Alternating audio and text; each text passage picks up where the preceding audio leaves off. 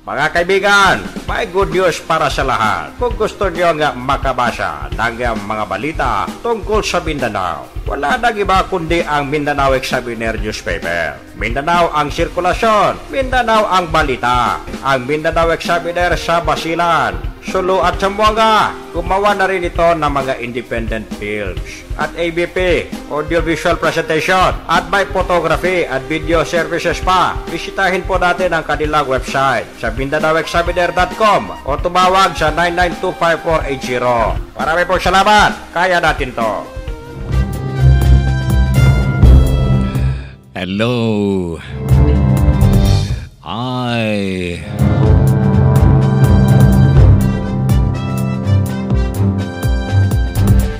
Mga kaibigan, magandang hapon po sa inyong lahat. Kamusta po kayo sa mga oras na ito na may nasa mabuti po tayong kalusugan? Madyo pa rin. At sexy pa rin. Wala pong naramdaman ng mga sakit. Salamat sa Ginoo kay buhay lang gyapon ta, wala tayong sakit. O katong mga naayos sakit, pasalamat lang gyapon sa Ginoo nga nagkasakit ta. Kaya kita masahay, magalimot na sa Ginoo. So maunang masakit ta usahay, so maunang nagbantay lang ta.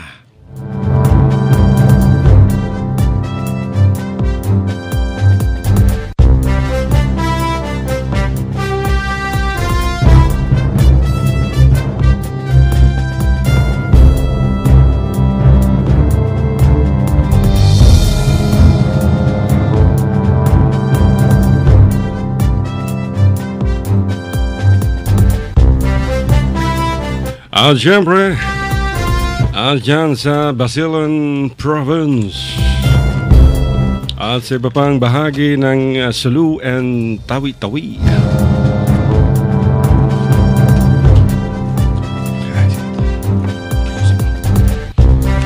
At brother, pakiayos nga itong ating headphone at buhol-buhol ang kuryente, ang dyaryo kalat-kalat. At syempre sa Zamboanga, Sibugay at sa Zamboanga del Sur.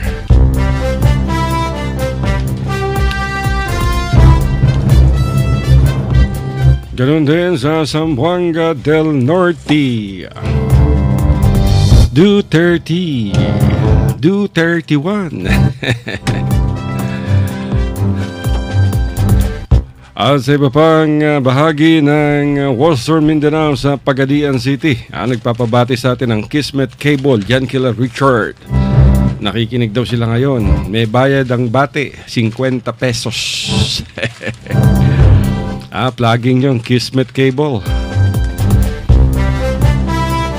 Dyan sa Pulacan, sa kampo ng 1st Infantry Division, kina CG.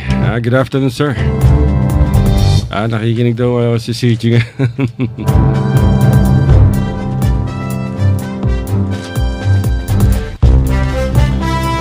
At sa iba pang bahagi sa Davao Region, Davao City, sa Samal Island, sa Digos, Tagum. Marami nakikinig sa atin dyan sa Sultan Kudarat, Cotabato City. Isang mainit na hapon, mga kabigan. Ito po ang inyong balingkod, Alazinto, kasama si Brother Abdel, ang bumabati ng isang napakainit na hapon sa inyong lahat. Okay, kumusta mo karong adlaw mga kaisunan? Launos na po ta, kinahanglan nga maayo nga adong mood dahil mayroon silang mag-start ganig Lunes, unya, in lahi ang adong mood. Ay, unsa ka semana daw lang sila igon siya hanto sa usa ka semana ang adong mood mao lang gihapon dili gihapon maayo. Pero mo tuog ha mga mga kaigsunan, unsa man ay maglain ang mood ka Lunes. Pagkapartis Lunes, Biyernes, maayo ang mood, di ba? So nagtuon na nila nga umpisan sa Lunes, malahi ang mood, di maayo ang mood. dala daw sa usa ka semana. Nas tao na magiging na ba din away kung sa mga itong ginabuhat karon naamurong diha sa inyong tagsa mga tugkaran sa inyong mga tigpamabalay o na ba mo diha sa bukid sa lahod o nas kilid-kilid anan naminaw sa atong tulumanon o asa-asa mga dapit kini mo sangpit nga kami mo sangpit sa inyuhang maminaw mo sa among tulumanon kining Radio Mindanao. Si Abdel lang gihapon kini mga kaigsunan o maayong hapon kaninyong tanan. Alright, grabe brother, napakainit sa labas. Oo. Ha? Pinapawisan yung aking multicab. Ayaw nang tumakbo ng multicab ko. Grabe. Oo, nag-overheat dahil sa sobrang init ng klima. Pero kinahanglan tingali mamalit sila katong na mga kwarta diyan mamalit mo gang sakyanan mga kaigsunan ug ang inyong multicab diha murag kaning unsa ni panington na tungod sa kainit naay bagong baligya mga kaigsunan nga kining Fortuner na siya no Toyota Fortuner ni mga kaigsunan. Tanaw na gud yung nagsinuspaper diha sa kanang radio ay kining Mindanao Examiner mga kaigsunan barato ra siya Fortuner ni mga kaigsunan no barato ra kay og bag-o pa kita na ko ani mga kaigsunan. So pananglit ang inyong mga salakyan diha, ang inyong bityo-bityo diha nga panington o init, kambihan ng mga kaigsunan, kambihan itong katong murag guwapo o kining sani kanang nindot kay sa tagkanahon, barato lang mga kaigsunan o naana pagmalit mo mga newspaper diha, kining ilabi na jud kining Mindanao Examiner kay naa diha ang litrato sa kining sakyanan nga Fortuner mga kaigsunan kay gwapo kaya na siya no ug naalantay Moni ba ug naalantay salapi ay pastilan mga kaigsunan ako da ning paliton kay bag-o siya mga kaigsunan bag-o kompleto di jud ta magmahay ug palitan kondisyon ang makina mga kaigsunan murag kining murag bag-o kanang naapa sa murag naapay mga silupin mga kaigsunan mao nga tanaw na gud ninyo malit mo kining sa nga Mindanao Examiner makita nyo na nga naadiha ang kanang litrato sa usa ka sakyanan nga kining Fortuner wapo kaya na mao nay pangandoy na do sa uno ba enta magapalit na tag Fortuner nya ni ana nang andoy na ko nya na makita na nako basta wano koy kwarta. Ako hanggang pangarap na lang basta okay na ako sa aking multicab tsaka sa aking Yamaha 100 na motorsiklo. Ay, available na mga kaibigan yung paborito ninyong newspaper, ang Mindanao Examiner Regional Newspaper. Sponsor namin yung partner ng Radyo Mindanao. At maganda yung headline ngayon ng Mindanao Examiner Regional Newspaper. Sabi pa ng Mindanao Examiner sa kanilang banner story, Trump enjoys talking with Duterte. Talaga harap-harapan si Tatay Digong at si Donald Trump, yung presidente ng Estados Unidos. Tapos sa kanila pang headline, ito importante. Ito yung discuss natin nung last week. Itong Duterte to revive barter trade dyan sa lalawigan, sa aking lalawigan ng Sulu, Lupasug. Basahin ninyo mga kaibigan. Bumili kayo ng Mindanao Examiner Regional Newspaper.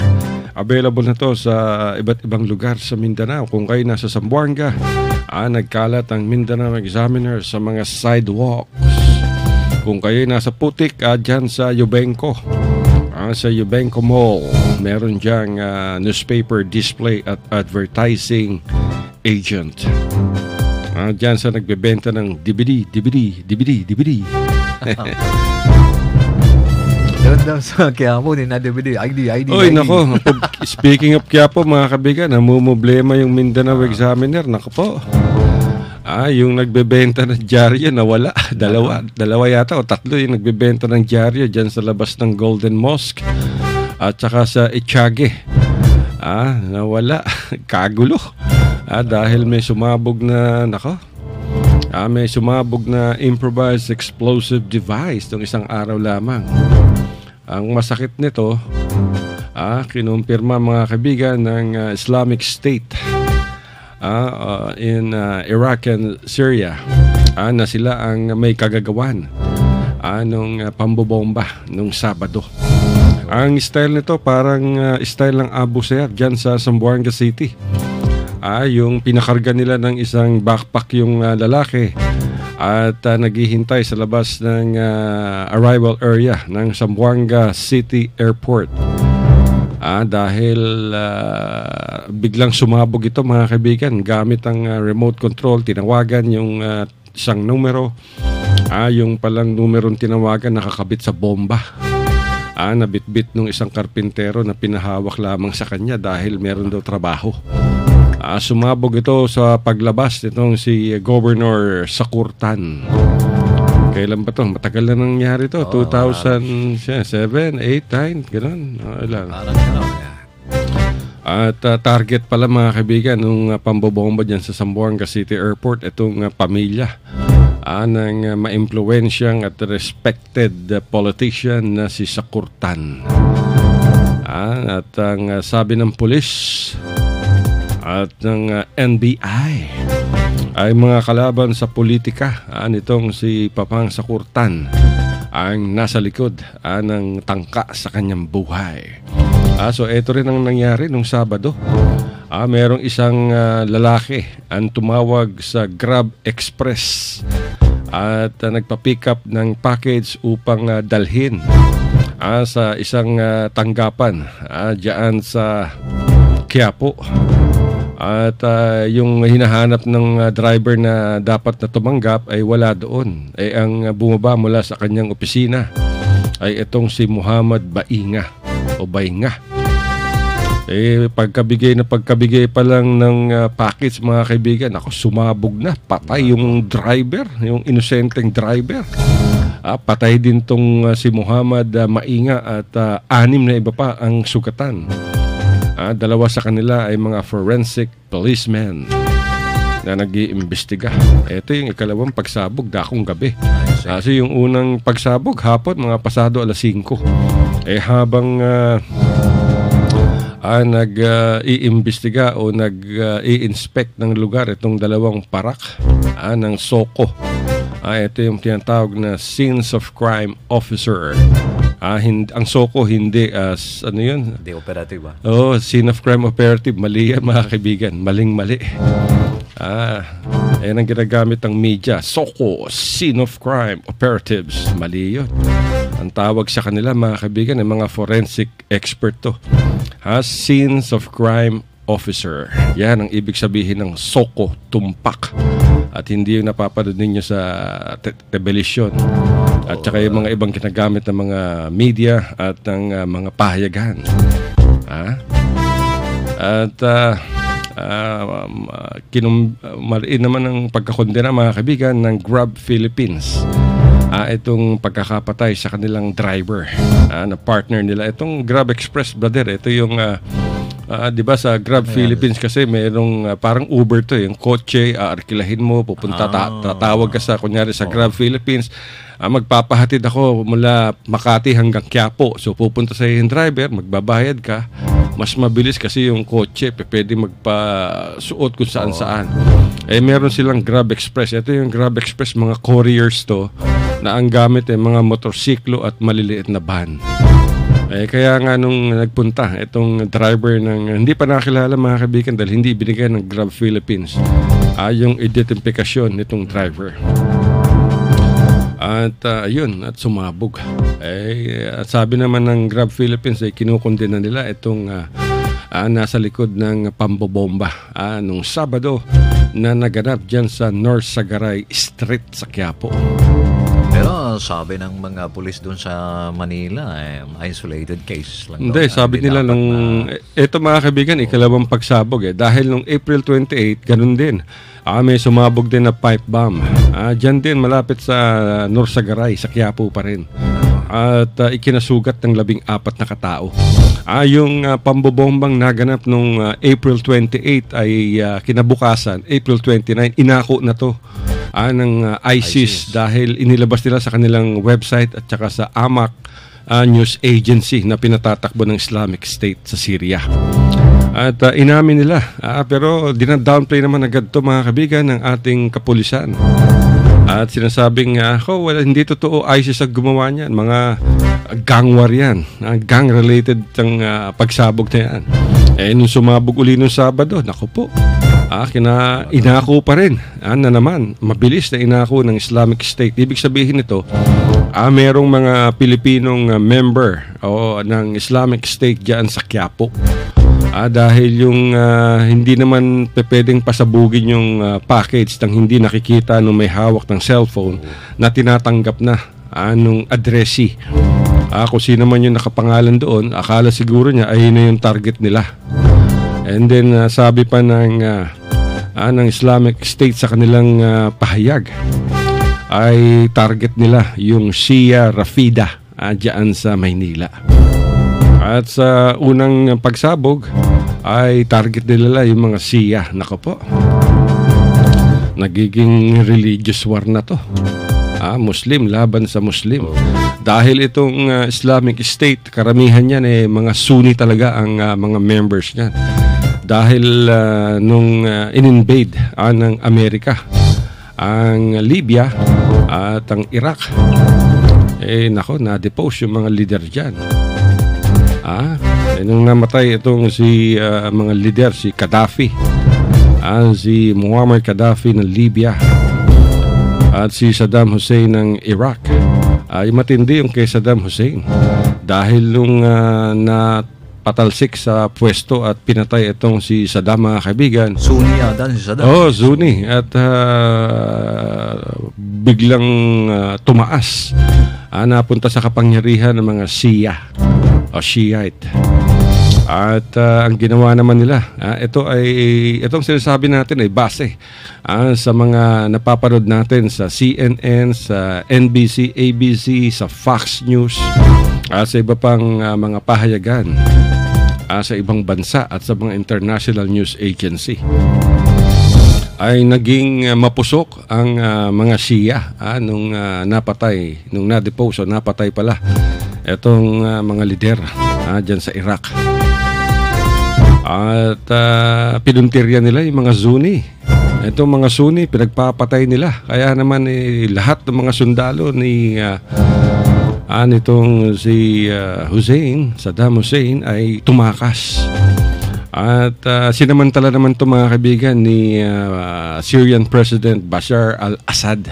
Pinakawalan niya yung mga militante, yung mga members ng Al-Qaeda. At napunta na naman ang kapangyarihan sa Al-Qaeda dyan sa lugar na yan. At kaya lang nagkaroon ng faksyon at hindi nagugustuhan ng mga ibang lider ng Al-Qaeda yung mabagsik, mabangis na na ginagawa nitong Al-Qaeda dyan sa lugar. At dahil dito ay pinakawalan din ni al-Assad itong si Baghdadi. Ito ngayon, mga kaibigan, tumiwalag sa Al-Qaeda at nagtayo ng sarili niya. Ito na yung Islamic State. At kinuha niya yung mga opisyal, mga sundalo nitong ng mga Iraqi military forces at sumama sa kanya. So dito na nagsimula ang kaguluhan sa Middle East.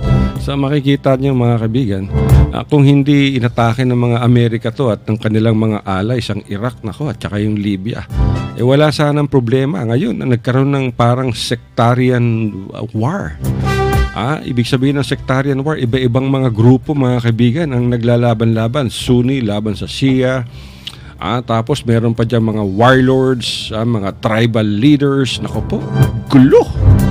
Matatandaan ko nung nag-aaral ako sa high school, yung Iraq. Isa yan sa mga paborito kong subject dahil napaka-historical ng Iraq.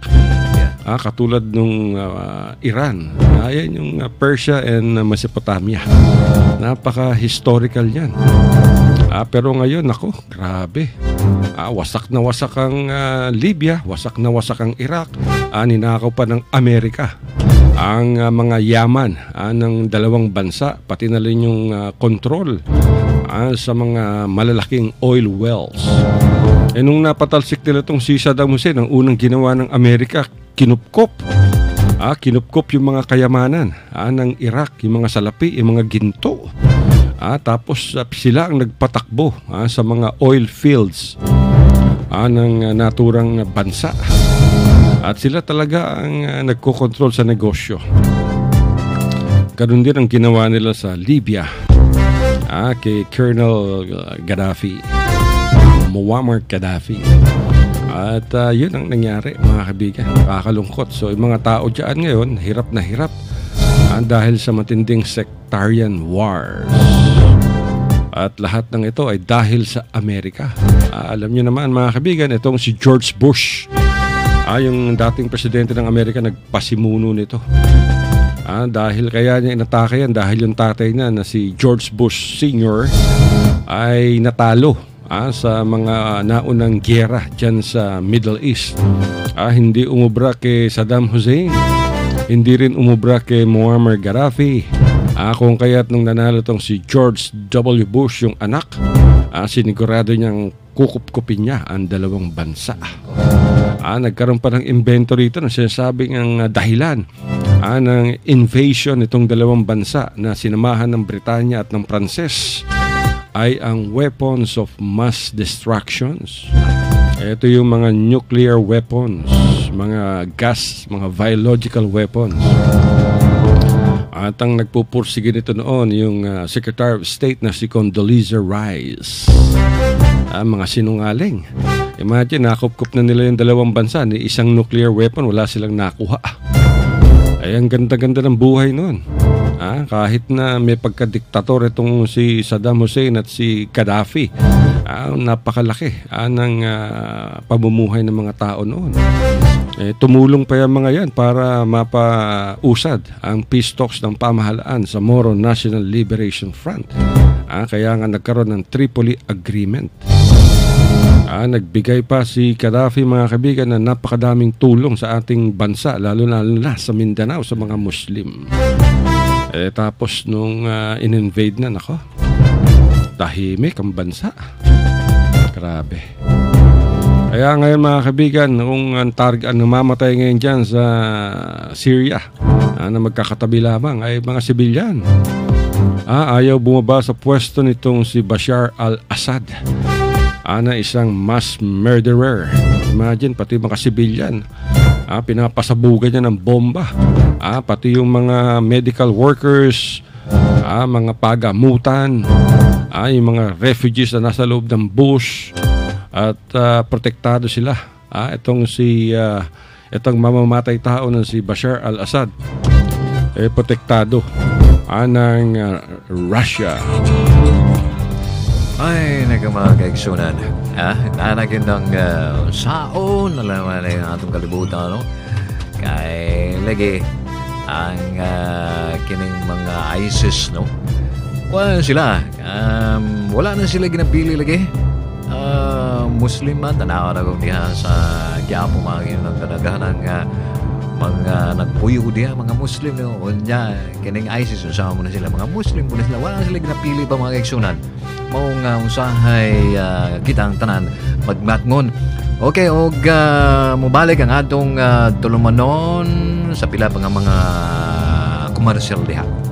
Mga kaibigan, may good news para sa lahat. Kung gusto nyo nga makabasa ng mga balita tungkol sa Mindanao, wala nang iba kundi ang Mindanao Examiner newspaper. Mindanao ang sirkulasyon, Mindanao ang balita. Ang Mindanao Examiner sa Basilan, Sulu at Zamboanga. Gumawa na rin ito ng mga independent films at ABP, audiovisual presentation, at may photography at video services pa. Bisitahin po natin ang kanilang website sa MindanaoExaminer.com o tumawag sa 9925480. Marami pong salamat. Kaya natin to. RPN Radio Philippines Network. Radyo Ronda. Triple X Zamboanga.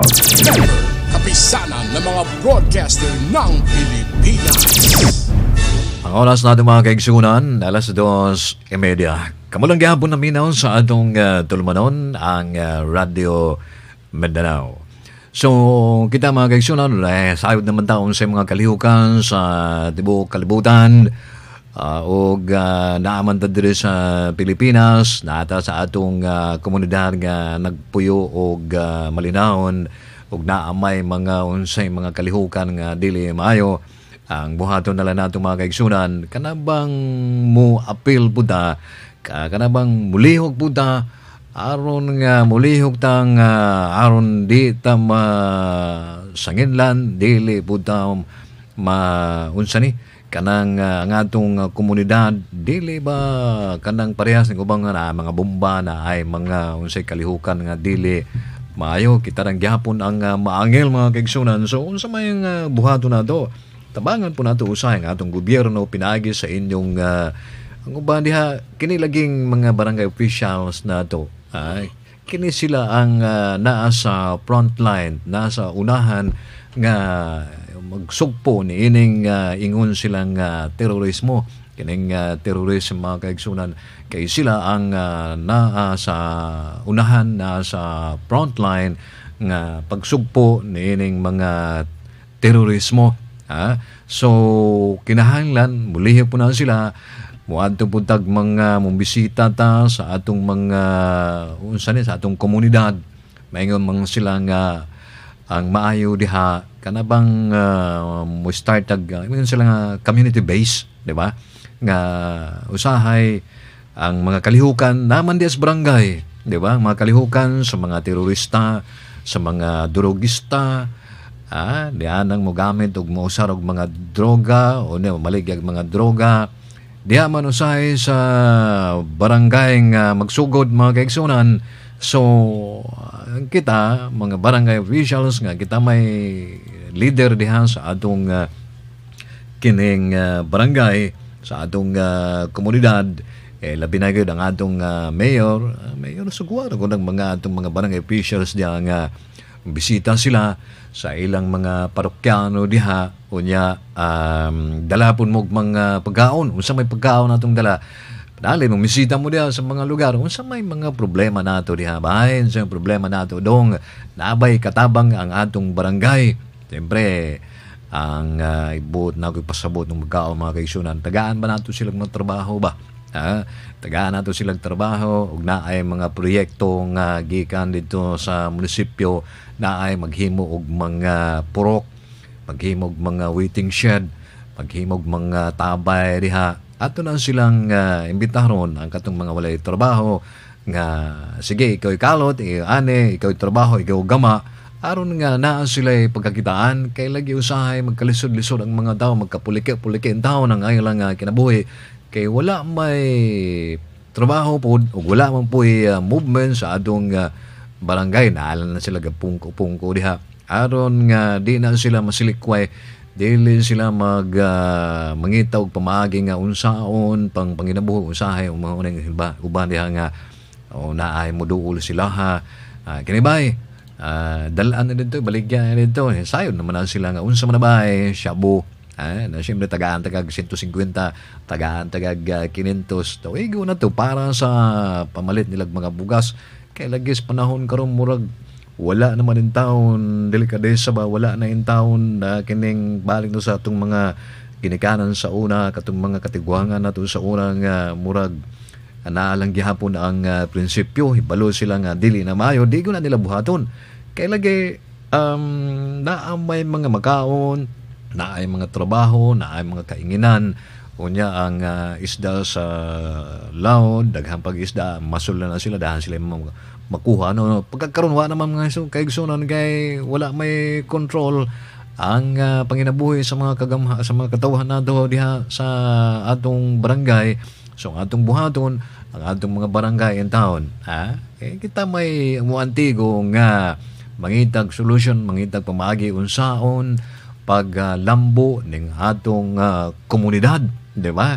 So mao ba yung sila community based approach ba aron nga dalo na ito istorya ang atong mga kabarangay, dalo na ito silang sa may atong buhaton nga naatay mga kuhan ang atong mga kabataan po ay muha na ito silang mga basketball court ba diha unsa ba ang atong ikatabang po sa atong mga youth, atong mga kabataan, kunya na ay mga liga-liga po mga kaigsoon, aron mabisi ba sila, di ba? Ug pananglit ng mga piyesta o unsa ba bisag wala piyesta, basta na ay mga mabisi lang ang atong mga kining katawhan diha, kakita pa man sila mo himo pa man sila kadautan, di ba? So unya kita pong mga lumulupyo magbantay buda, mutabang buda sa atong kagamahanan, magbantay ni alang ilabi na jud ganang droga magsunan o kining terorismo usahay diha man pagabuhaton sa atong mga silingan, usahay mangutanan tano sa pagkawalay hindi ba niya giintindi ang kalihukan sa mga katawhan, usahay mangutanan na bay asa mas Pedro silingan bay na niyang moingon siya nga ambot wa man ko kailangan pero silingan na o na ngano man kay di man siya magpakabana, magpasagad, di naman siya ingon siya nga bahala ang gobyerno, nabit ang mga pulis na mo dakop nila, nabit ang mga kapgo di ang musikop nila, mga sundalo, pero ina ang atong kuan mga kaigsunan, di punta mga musalig nila sila, kinalan kita po ang naas sa barangay kay kita imbalot taon sa mga kalihukan nga sa atong mga silingan, di ba? So magmatngon unya ang usam pa diha, maminaw po tag mga radyo, maminaw tag radyo unsay mga balita, unya atong i-balance na himahimayan ato gamay unsa may kahanay balita no, unya mangutana punta sa atong mga barangay officials, usahay lagay mo ato tag barangay wala pud diha ang ilang mga official diha, tuwa man busy pud ambot asa pa ingon. So mao nang ingon ako mga kinahanglan atong mga barangay officials bisita po sa mga atong mga kabarangay nila ba aron kay usahay uban lagi maulaw man pod. Maulaw man po mga barangay, opisina sa mga barangay officials. So, kitang mga barangay officials, kita na lang mo ato sila mangutana ta, storya-storya, unsa may atong kalihukan diri, unsa may atong mga nakita nga dili maayo, unsaon ang paglambo ning atong syudad, ning atong barangay, di ba? So, pananglit ikaw dihawa, jud kay ingon ka nga sige na lang kag adtulaw, sige na lang katong bukid, naray panahon nga usahay magproblema ka hantog magbakwit na lang yung taon ta, kay usahay di mo mutabang sa atong kagamhanan makaigsunan sa atong barangay, dahil magkayon ka tabang sa barangay, kita may sikupon, kita may kuanon, kita may kulatahon sa uban diha, di ba? So mao na mga kaigsunan kinahanglan nga kitang tanan natay kasayuran, di ba? Yung pambobomba dyan sa Quiapo kahit na inako na ng ISIS talagang itinatanggi pa rin ng PNP. Siyempre itatanggi nila ito mga kaibigan dahil pumalya sila na ma-detect o mapigilan itong dalawang pag-atake. Failure of intelligence to ng PNP. Kaya anyway, wala na tayong magagawa dyan. Pero kanina lamang at ipinagmalaki naman ng Manila Police District na solve na raw yung kaso ng dalawang pagsabog dyan sa Quiapo. Ito ay matapos na iharap nila sa media kanina itong sabi nila ay suspect na siyang nasa likod ng pambobomba at nakilala ito na si Abel Macaraya. Pero mariin naman ang pagtanggi mga kaibigan itong si Macaraya. Sabi niya wala akong kinalaman dyan sa pambobomba at dalong hindi ako terorista, hindi ako member ng ISIS. Pero talagang iginigiit ng Manila Police na talagang sangkot itong si Abel Macaraya. Ito mismo sinabi ni Hepe, ni Chief Superintendent Joel Coronel, na talagang sabit itong si Macaraya at dalawa pa ang hinahabol nila. Naglabas na rin ng pangalan pero siyempre sa naturang press con kinilala itong dalawa na kasamahan itong si Macaraya na si Raymond Mendoza at isang Ali Moro. Hindi naman natin masabi kung talagang basta ganitong operasyon jando to pag sinabing jando ang operasyon mga kaibigan kahit sino pwedeng dakpin upang sabihin may na-aresto na kami. Para ma-accomplish lang ang mission. Ganyan na nangyari, di ba? Sa ibang bahagi ng Mindanao, lalo na sa Basilan, ng panahon ni Gloria Arroyo. Yung mga warrantless arrest na ginagawa sa mga Muslim. Dahil mga suspect o mga members di sila ng Abu Sayyaf. Pagkahuli, diretso kagad sa bikutan. Tagig ako. Paano naman di nawala na kagad yung hinuli nila? Paano naman ipagtanggol ang kanilang sarili? Hindi nga nila alam kung ano yung mga akusasyon laban sa kanila. Kaya dumadami itong mga nagre-rebelde dahil pag humuli ka ng isang inosenteng tao, ay yung mga kamag-anak dyan, yung mga kapatid dyan talagang maghihimagsik dahil hihingi ng hustisya. Humihingi ng hustisya pero wala naman silang makuha dahil hindi naman sila mayaman. Hindi nila alam kung sinong magiging abogado nila. Yung pamahalaan naman pag hinuli, hindi naman kagad magbibigay ng abogado sa mga suspect. Kasi naka-lock up ka kagad. Hindi naman to tayo katulad ng ibang bansa. Pag inaresto ka, babasahan ka ng karapatan mo. Yung tinatawag na Miranda rights. Diba? You have the right to remain silent. Anything you say can be or may be used against you in the court of law, etc., etc. If you don't have any attorney, the government can provide you with one. Blah blah blah. Ayun ang mga hindi nangyayari. Kaya habang may nahuhuli, dinadakip ng mga inosenteng sibilyan o may namamatay ng mga inosenteng sibilyan o pinapatay, padami ng padami ang nagre-rebelde dahil gusto nila ng hustisya. Pag sumama sila sa maging rebelde, kahit sino na lang tingin nila masama kalaban. Katakot-takot namin yan. Katakot-takot na parusa, torture yan. Problema yan. Hanggang sa aamin yung suspect. Kaya siguro dito dapat pumasok yung Commission on Human Rights. At hindi naman yung mga war on drugs ang sinisipat itong Commission on Human Rights.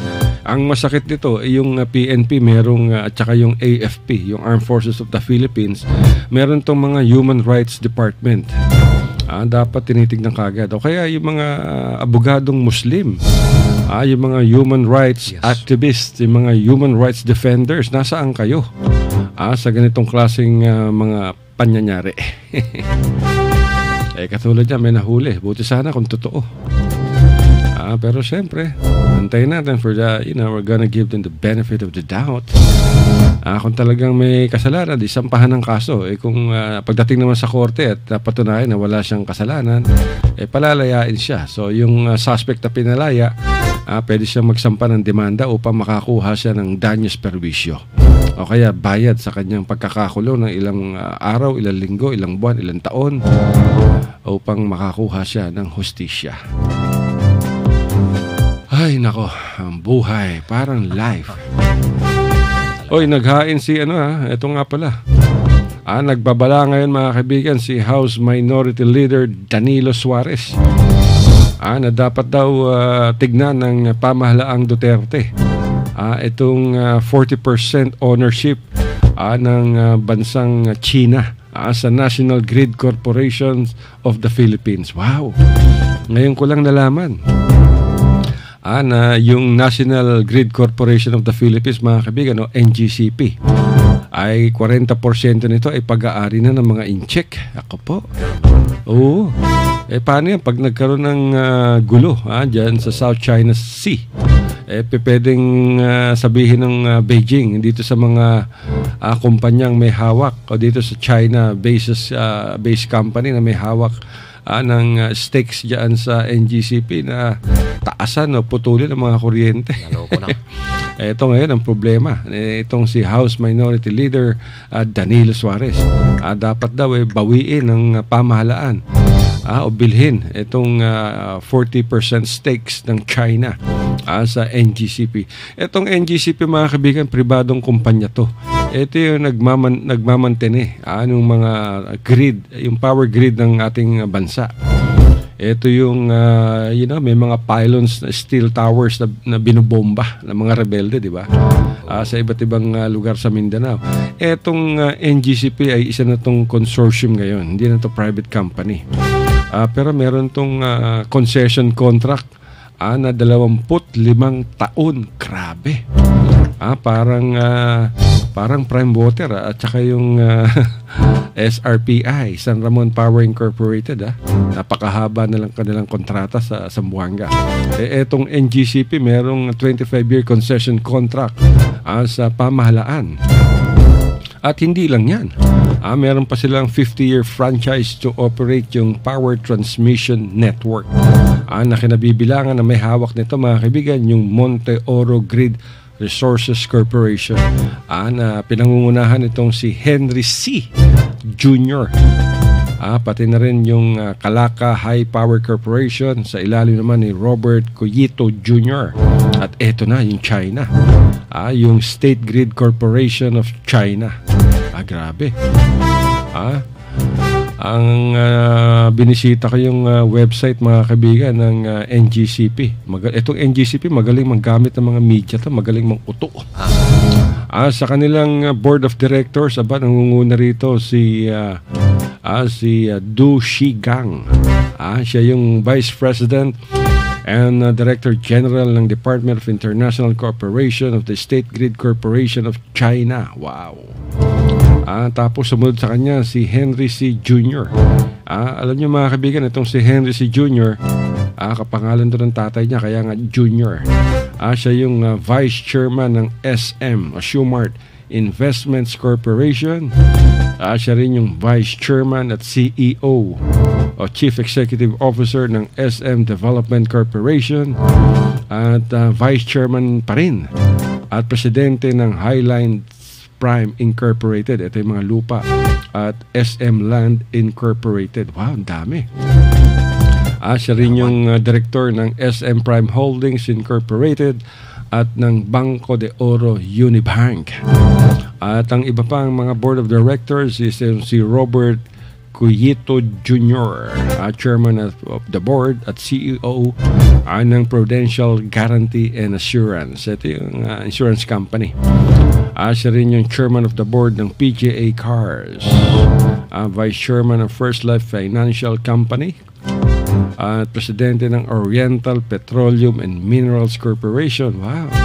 Chairman of the Board and CEO ng PGA Sompo Japan Insurance at Director ng Canon Philippines at ganun din ng Universal Robina Corporation. Grabe. At si Jose Pardo, pamilyar itong pangalan mga kaibigan, siya yung Chairman ng Philippine Stock Exchange. Siya rin yung Chairman ng Electronic Commerce Payment Network, yung OOCC General Construction Corporation at ng Philippine Savings Bank. Umuupo rin siyang Director ng ZNN Radio Veritas, Bank of Commerce, JG Summit Holdings at Bank of Commerce Investment Corporation. At napasama rin siya mga kaibigan sa Department of Finance and Department of Trade and Industry.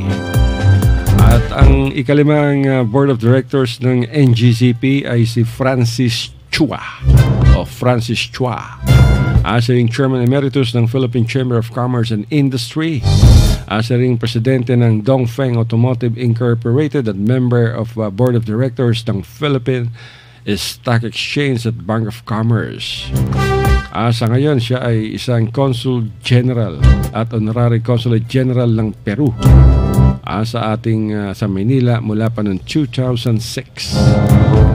At ang ika-anim na Board of Directors ng NGCP ay si Wen Bo. Siya yung Director General of the Chinese Philippine... Chinese. Wen Bo. Director General of the Philippine Office of State Grid Corporation of China. Wow. At bago siya naging Director General ng Philippine Office ng State Grid Corporation ng China, ay Deputy President in charge siya ng Law, Policy, Research, Reform, and Corporation Culture and Responsibility International Affairs ng Xinjiang Electric Power Company. At ang natitirang apat, Chekwa pa rin, mga kaibigan. Chekwa pa rin yung apat. Oo. Kaya nga po, hindi naman, dalawang Chekwa. Si Ma Rosin. Siya yung nagsisilbing Planning Division Head nitong State Grid Corporation of China.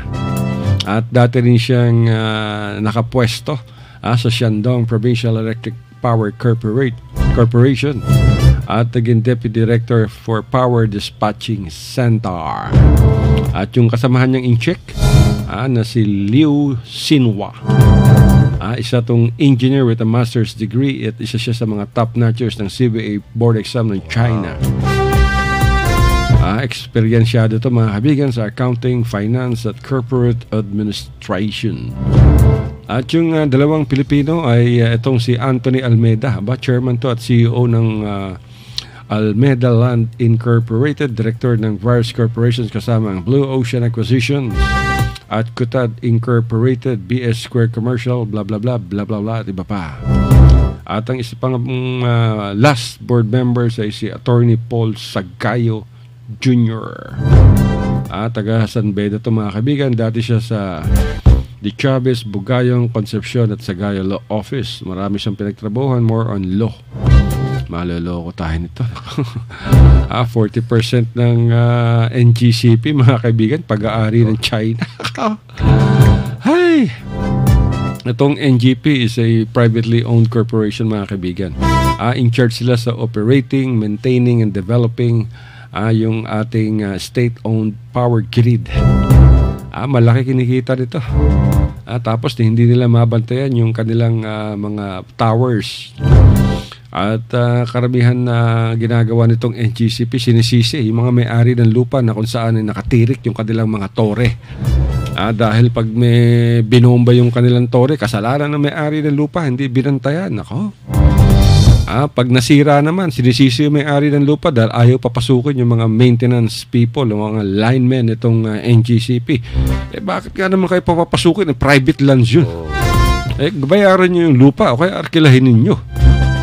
Tapos yung huling blackout sa atin dito ng isang araw lamang last week, di ba? Mula umaga hanggang alas 3 ng hapon. Kailan ba yun? Thursday. Di ba? Thursday. Kaya umuwi ka nun. Thursday. Imagine mga kaibigan, haba ng blackout. Bakit nabukasan dakong hapon, sinisi ng NGCP yung mga puno raw na itinanim sa ilalim ng mga tore ng NGCP. Nako. Tinawag nilang mga maliciously planted trees. Ang yaman-yaman ng NGCP, hindi kayo makakuha ng mga tao na magbabantay ng inyong mga tore, na maglilinis ng inyong mga tore. Imagine mga kaibigan, yung puno, napakataas niyang tore. Siguro yan tore siya na nasa mga 100 feet yan. Paano naman, 100 feet, ayan ang humahawak sa mga kuryente. Tapos yung puno, tumubo raw, itinanim daw sa ilalim ng tore. Tapos nung lumaki, tumama yung sanga sa kuryente, nagkaroon ng trip-off, sinisi nila yung puno. Imagine ilang taon yan bago lumaki yung puno. Kung 100 feet yung tore mo, 100 feet din yung puno, ilang taon yan. Tapos sisisihin nyo yung mga may-ari ng lupa. Walang ginawa tong NGCP kundi sisihin yung mga may-ari ng lupa. Bilhin niyo yung mga lupa para wala kayong problema. Tapos pag may binobomba, kasalanan daw ng militar. Hindi raw binantayan ng mga sundalo. Tingin sa sundalo, security guard.